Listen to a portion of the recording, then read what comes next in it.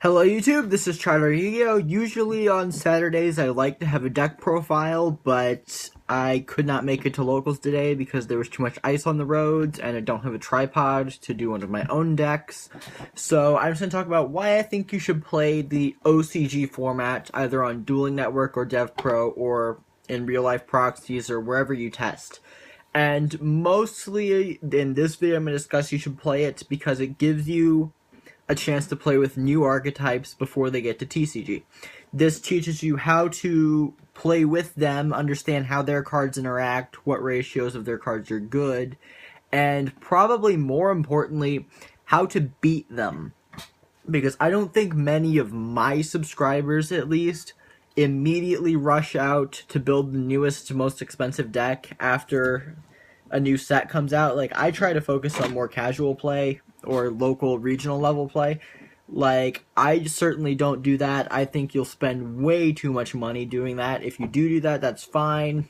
You can leave comments down below, say your side of it, but that's not who I try to cater to. So since most of my players, my subscribers, I think, don't do that, it's more beneficial to understand how to beat the new archetypes. Like, if you play with them, you can understand what they're weak against, which you really don't want to see on the other side of the field, so that when that archetype does hit, and you are playing against the guy who does have the new archetype, you have an upper hand because he might not have tested with it.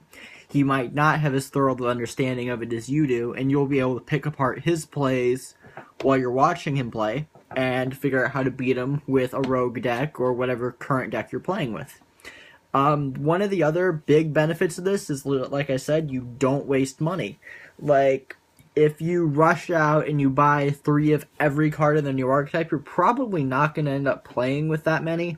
So you can understand what to pick up, what's good, and also what cards that are already in TCG that you are good in the deck that you can pick up. Summoner's Art is probably the most extreme example of that. When Clifford's came out, Summoner's Art went from being like a 9-cent rare to a 25-cent rare to a $5 rare to a $25 rare over the course of a couple months. So if you play OCG and you see what decks are coming out, what cards are going to be good, you can pick up those cards ahead of time and just save yourself some money that way. The TCG format is different. Like, our builds and our meta is different, so we'll end up playing different combinations of cards, but still just having a basic understanding of new archetypes months in advance is hugely beneficial if you're going to be playing this game competitively.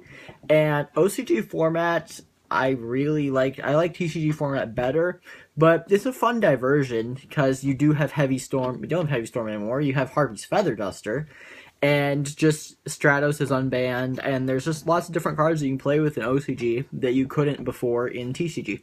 So it's just something fun and different to try. So I highly recommend you play the OCG format online or in person whenever you can. It's very good practice, and it will make your TCG game better. You can post what you think of this down below, and peace out, YouTube.